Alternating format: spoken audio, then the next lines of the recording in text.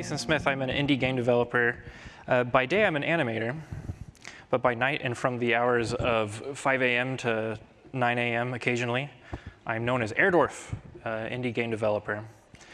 So I made a game called Faith. Faith is about fighting demons who possess the body of a 17-year-old girl and then erupt violently out of her face. By show of hands, how many people have actually played Faith? I've played it a little bit. Great. Who here is interested in horror games, indie horror games? All right, my kind of people. For those of you who haven't seen Faith or played it, I'm going to show you all the trailer.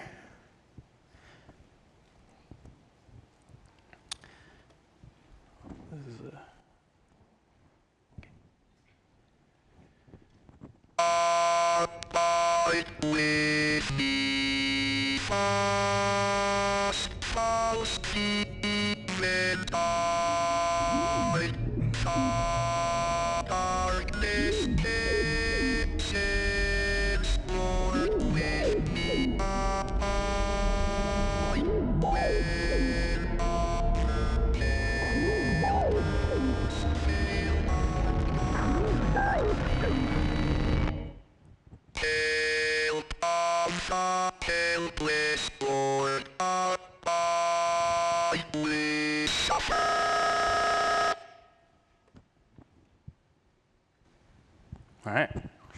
So Faith is the story of an exorcism gone wrong during the late 1980s. You play as a young priest who returns to the house where it all began a year later to finish what they started. So I released Faith in October 2017 on Itch and GameJolt. In December of that year, Faith appeared on IGN's listicle of the best horror games of 2017. So I don't mention this to brag, but rather to illustrate what my talk is going to be about today. Here's a character from one of the other games that made it onto the list, and here's a character from my game. Sorry, I'll only keep it on screen for a while for you. There you go, it's gone. Today I want to tell the story of how a retro-inspired, chunkily pixelated nightmare came to coexist in the same space as AAA horror titles that feature next-gen graphics. First, I'm going to cover the inspirations and research behind Faith's visual design. Then I will review key design principles and processes that guided my work. And finally, I will share the results of Faith's visual design and what I've taken away from my experiences. So Faith began with a single question that kind of drove my design process, and that was, could I make an effective horror game using just the most basic graphics that I could think of? Could a game that looked like the Oregon Trail feel like PT? Holy grail of horror games, in my opinion. I gave myself this challenge right after the cancellation of the ill-fated Silent Hills project, Lord bless and keep it, that was helmed by Hideo Kojima and in collaboration with Guillermo del Toro. And yes, I'm still bitter about that. Everyone should be bitter about that. Raise your hand if you're bitter about Silent Hills being canceled. Okay. So I was, and I still am, mildly obsessed with PT. It is my absolute favorite horror game. And I wanted to join the ranks of indie devs who were creating what I call PT-ware, or spiritual successors for PT, so Visage and Allison Road. But I didn't have the funds or the time or the know-how to work with high-fidelity graphics like in the Fox engine or an Unreal. So I decided to make a horror game that looked like it could have existed in the age of the Apple II computer or the Commodore 64 or ZX Spectrum. Like it was a forbidden game that you loaded off of a worn-out floppy disk that you had to ask around for. So in order to set the stage for Faith's visual design, I need to take y'all back to the first time I ever got scared playing a video game. I was really young. I was at my friend's house and we were playing Doom. I don't know if y'all have heard of it. It was my first time playing Doom, and I was having a lot of fun, actually, carrying my shotgun around, blowing away zombified soldiers, when suddenly this fireball zooms past me. And I turn around, and far away, down this long stretch of hallway, I saw this. I was horrified. And I didn't fully understand what was happening. I had to stop playing. Like I told him to take the controllers. I didn't fully understand what was happening to me until years later. I heard this quote from the movie The Blair Witch Project. Oh my gosh, what the F is that? How many of y'all know what scene I'm talking about? A few of y'all? Okay. Do y'all know what, y'all know that they don't actually show what the character's reacting to, but what they were actually reacting to was a member of the cast draped in a white sheet and wearing a Halloween mask. So I'm really glad they didn't show that. But we were more scared by what we couldn't see than what was actually on screen. And this quote became the golden standard, and it's my favorite quote from any horror movie. It became the golden standard by which Faith's visual elements were compared, and the most important reaction I wanted to get from players. I wanted them to scream this line. Because fear of the unknown, it creates feelings of dread, and dread is the golden nugget of horror game design. And it just so happens that pixel art, especially from the second generation of game consoles and game computers, has a high level of abstraction, and that abstraction makes for a great medium for creating fear of the unknown. So let's talk about Faith's inspirations. The story of Faith's visual design is a story of constraints. I chose visual design constraints that were inspired by second-gen hardware. I wasn't making a homebrew game, so I was only approximating retro hardware limitations. I was trying to nail a feeling rather than achieve technical accuracy. So I chose a canvas resolution of 192 by 160 pixels because I read somewhere on Reddit that was the approximate resolution of the Atari 2600. And it's probably not true, but I just ran with it. And to me, it was more important to pick something and stick with it than to be completely technically accurate with the retro aesthetic that I was trying to achieve. So I throttled the game's FPS to 15. That helped me in the animation process, and it made for an overall clunkier experience. I worked with a limited palette, probably no more than 6 or 8 colors on screen at a time, and I used a limited number of objects on screen, and that was completely arbitrary. It was more getting the feeling down than an actual hard number. So to give you all an idea, this is a visual representation of the pixel real estate I gave myself for Faith versus a game running at 4K. Can y'all see that? There should be on this side, yeah, that little orange square. That's what I had to work with versus 4K. I just want y'all to appreciate how much pixel artists can achieve with so little. 192 pixels by 160 is a 6 by 5 aspect ratio, which afforded me more vertical space than 4 by 3 or 16 by 9. And that's something that I kind of gripe about with modern game monitors. It's so horizontal and stretched out. And I get like field of view and all that, but I kind of miss verticality in our sprite design and environment design. So I really enjoy designing environments with a little more verticality in the scenes. So fine art-wise, Faith has a few big inspirations. So my background is in animation, so I've studied a little bit of fine art. This was a big inspiration, Christina's World by Andrew Wyeth. I really like how the visual elements in this painting are minimally arranged. And not that it's a minimalist painting, but its elements are arranged in kind of a sparse fashion. There's lots of visual tension here, and to me, there's a sense of foreboding, and it really gives me feelings of isolation. Francisco de Goya happens to be my favorite painter, and I really like his black painting series. They're very macabre, and these scenes are pulled out of darkness to me. The predominant color is this black, mysterious field, and that's why Faith has a permanent black background for the same reason. And of course, no good piece of horror wouldn't take inspiration from the art of manga artist Junji Ito. Hope I didn't butcher that name. I probably did. Let's move on. So from a research standpoint, Faith takes place during the satanic scare of the 1980s. Who did time in the 80s? I did 2 years in the 80s. Okay. The rest of y'all, listen up. So the satanic scare of the 1980s was a period of widespread paranoia about Satanism, devil worship, and occult practices like the band Kiss and Dungeons and Dragons. I wonder how Harry Potter would have done in the 1980s. I wanted to recreate the world of the unassuming bourgeois middle class that was in the height of the decade of excess. In order to do that, I had to reject some visual stereotypes that we game developers have created about the 1980s.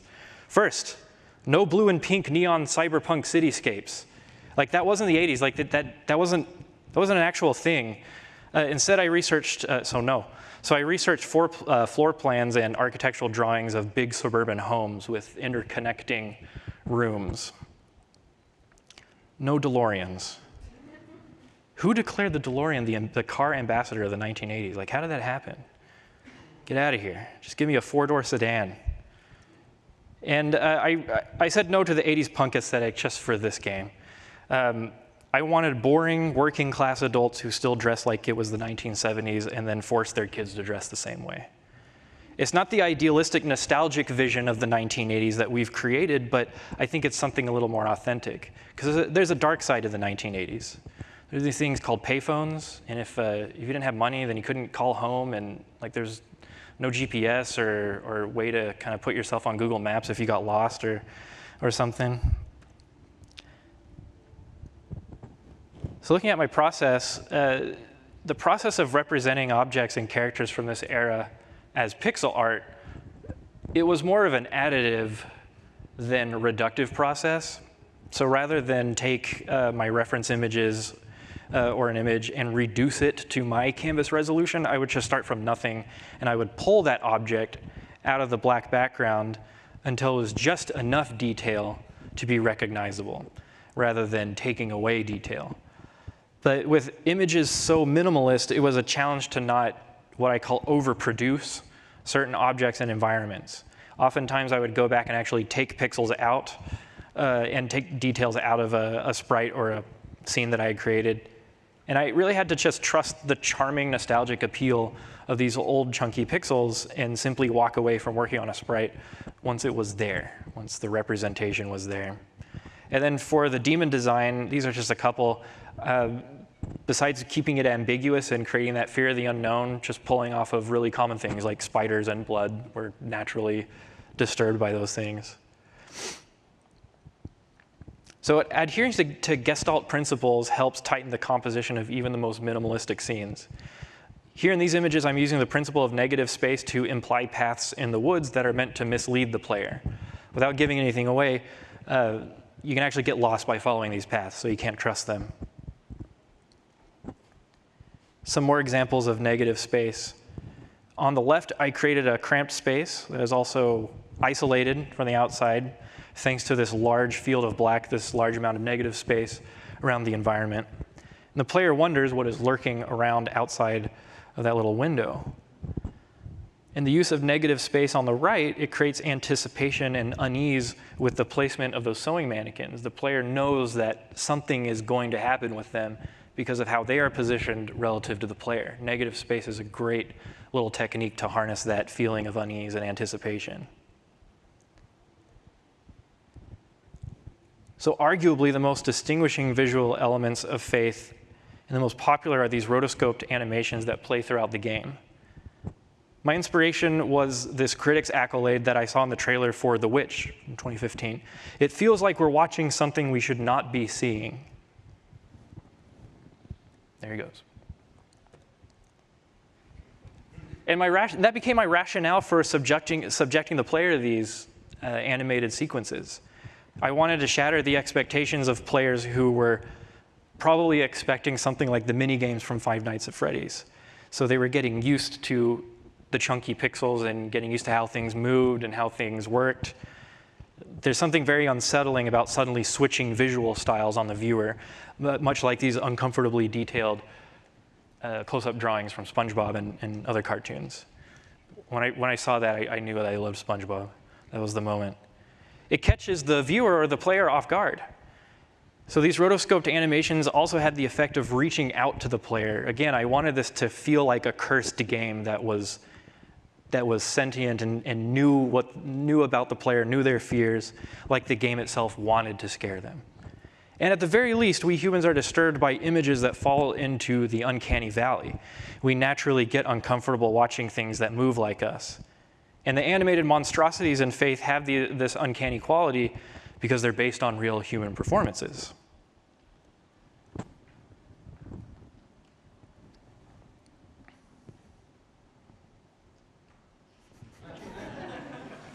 it me. So there I am shooting reference for the stabby scene. That's enough of that. So having a little bit of stage acting experience from high school and knowing that no good animator starts an animation without shooting reference first, I performed all the rotoscoped scenes myself. So here you can see me editing. After I edited the original footage, I edited it to take out frames and mess with the timing to make it a little more unsettling.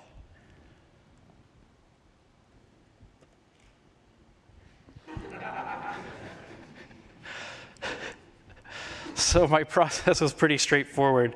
First, I would wait till my wife was at work, and then I would then I would get in costume. Then I would film what I wanted to do, and it's kind of therapeutic. So after I was done filming the footage, I would scale the original footage to my working resolution and import the frames into Photoshop and convert it to 15 frames per second.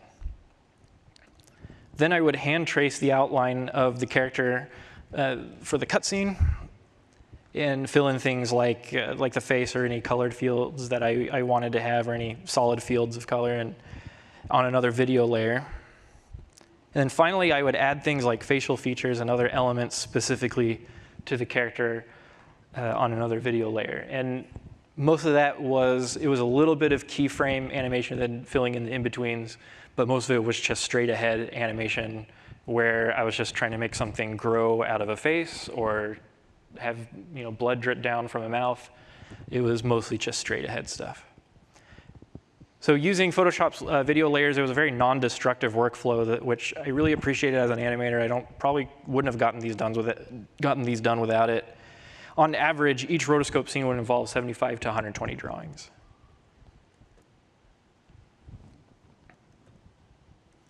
So the result was a disturbingly lifelike animation that brought the chunky pixels to life. This is all me. There's me in my Texas apron. It actually required 2 shots. And there's me in a mirror. So animating at 15 frames per second was a smart move, really smart, considering the amount of drawings I had to do. Our eyes have kind of our own kind of natural frame interpolation when we look at moving images or changing images. This is something that Richard Williams, a famous animator, called the persistence of vision. So we produce an ocular after image when we look at a changing image, and basically one frame bleeds into the next frame and effectively fills in the gaps for us. A lot of players remark on the smoothness of the animations when in reality they're running at a very low frame rate. So talking about the results, these are chat messages from a streamer, from a Twitch stream, someone who played Faith. So there are many ways to define success in indie game development. For us horror game designers, we actually have the added pressure of scaring the player on top of entertaining them. So based on player reaction, I think Faith's unsettling visual design contributed to its effectiveness as a horror game.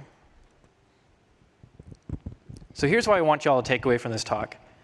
Basic graphics can be scary. Of course, a good horror game combines not only the visual elements, but the audio, and it needs good scare design, needs good scenario and level design, just like any game. But if you don't have the means to work with cutting-edge graphics, or the time, or the patience, your visual design can still contribute to a feeling of horror.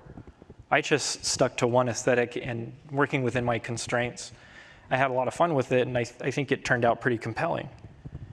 I should probably change the first point to basic graphics can still support your game's vision, because the research and design techniques and the processes that I've spoken about can apply to non-horror games as well. So the tech for video game graphics has gone so far into the future, and I hope some consideration, if possible, can still be made for those of us who are stuck in the retro era. Second, constraints can set you free from creative block, free from stylistic inconsistency, and free from the expertise or time or funds needed to develop cutting-edge graphics. And I, for one, I'm an evangelist for these retro-inspired horror games, but I still enjoy modern graphics in games myself, and there's definitely value in them. But if you want to make horror games, but are daunted by the skills gap of creating good graphics, then join us. There's a lot of us. We're growing. We have scan lines. We have dithering. We have affine polygon transforms. Retro-inspired horror is a thing, and lots of indie horror devs are combining their design skills with the nostalgia aesthetic with terrifying results. Y'all should probably know this by now. This is FNAF. Nun Massacre by Puppet Combo is he's kind of the king of PlayStation era throwback games. Paratopic, which just won an award last night, and this one's called World of Horror. I really like this aesthetic. So you can find me on Twitter. There's my email. And if you want to support my work, you can find my games on itch and GameJolt. I released Faith Chapter 2 in February, and I released my most recent game called The Wind yesterday morning.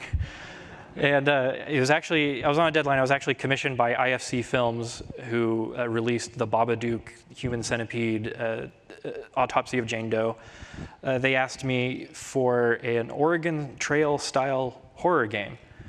So there is a demand for retro-grade horror.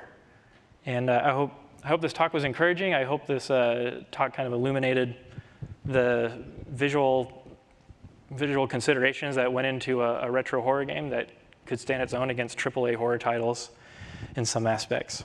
Thank you.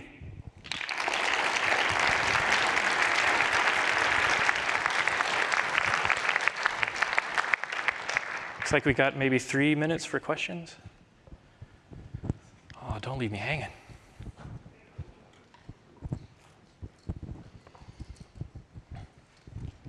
Exhilarating.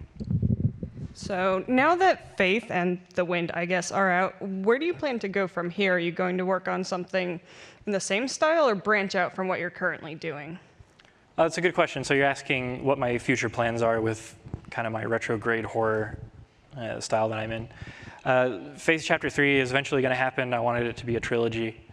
But I would actually like to branch out of like the Atari era or the second generation at some point. Maybe go into this newfangled thing called the Famicom, or maybe this 3D graphics stuff with the PlayStation era. I really enjoy PlayStation 2 survival horror titles. I think they have a charm on their own, and I don't know how this happened, but that's apparently retro now. And I want to get into that eventually. Thank you. Hey, I love the series. It you. seems like because they're lo-fi, you could probably like produce these pretty quickly, right? I'm sorry? You can, since they're kind of like lo-fi, you can kind of work on these and produce them pretty fast. How long does it usually take you to make one of these? Okay, so you're asking my production cycle. So Faith, I was working a day job and I had other commitments like grad school, and so Faith was just something I worked on here and there, and it took about 2.5 years to finish. Faith Chapter 2 I was a lot more serious about, and I finished it and the standalone demo in 13 months. But it was not before I established a pipeline and kind of a discipline for how I wanted to constrain myself, when enough was enough for certain sprites and environments. IFC Films gave me a turnaround of 10 days for The Wind. Oh, okay. It's about a 5-minute game, but still, 10 days. Thanks. Thank you. Hello. Howdy. Do you continue to, at this point, maintain your day job and do the 5 to 9 a.m. Production cycle, or is it that you've moved this to your primary focus? Okay, so you're asking if I want to eventually move into primarily working on Airdorf Games as opposed to my day job and other activities. Well, I'm kind of a family man, so family always comes first. And this might be for another discussion, but the work I do, I've gotten some notoriety, but so far it pays for a little bit of travel and a nice date night every week, but it's not something I can hang my life on at this moment. And taking the risk to do that full time is up to each individual. Right now, I'm still doing my day job and then working on Airdorf Games when I can. Thanks. Hi, thank you for the talk. Howdy. So you mentioned you're an animator. What was your level design pipeline like? Since it seems like you didn't have a background in that, how did you know you were doing it effectively to scare your players? So specifically, what were my considerations with level design? Yeah. Okay, that's a great question. So there's my timer. Ooh, that's a good question. I watch a lot of horror movies.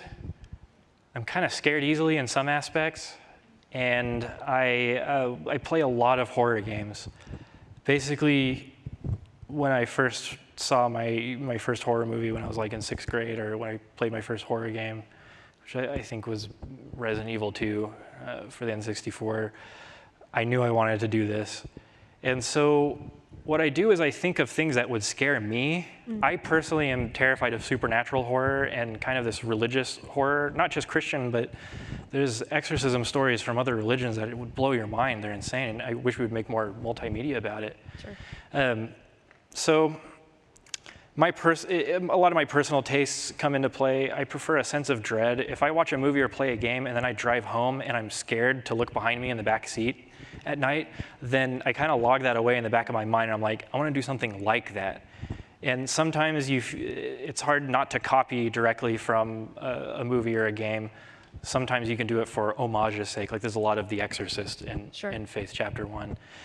I tend to drift away from jump scares. So my pipeline is I plan everything out on paper, and then I do my beauty pass, which is just like graphics, and then I do my overlay wall pass for things that are layered up on top of the player, and then I do my collision pass where I kind of paint in where you're not supposed to walk, and then that gets thrown into Game Maker. I use Game Maker, and it all kind of, the scares are a lot of iteration. Thank you so much. Yeah, sure. Hi, just had a quick question. So usually in games that are higher fidelity, you go in and you do the block out with like very simple meshes and shapes. Did you do that with Faith, or did you kind of just draw a thing and know you wanted it to be that way, like from the get-go? That's a great question, and it just so happens when working in pixel art, you're already blocking things out because pixels are blocks. And but you bring up a great point. I do have to do a lot of pen and paper stuff, and oftentimes especially with Chapter 2, I was very not sure of myself because it was a sequel. I didn't want to suffer from sequelitis or turn it into a Disney sequel where it was too much of the wrong thing, you know? And so I'll often plan it out on paper. I'll write stuff out. I'll write down dialogue, and I'll let it incubate for a while, move on to something else. And I have a small inner circle of friends who are both good designers and easily scared, and I'll run things by them. And when it's just artistically, it's just something that feels right, and then I implement it. Thank you. Thank you. Okay. Thanks, everybody.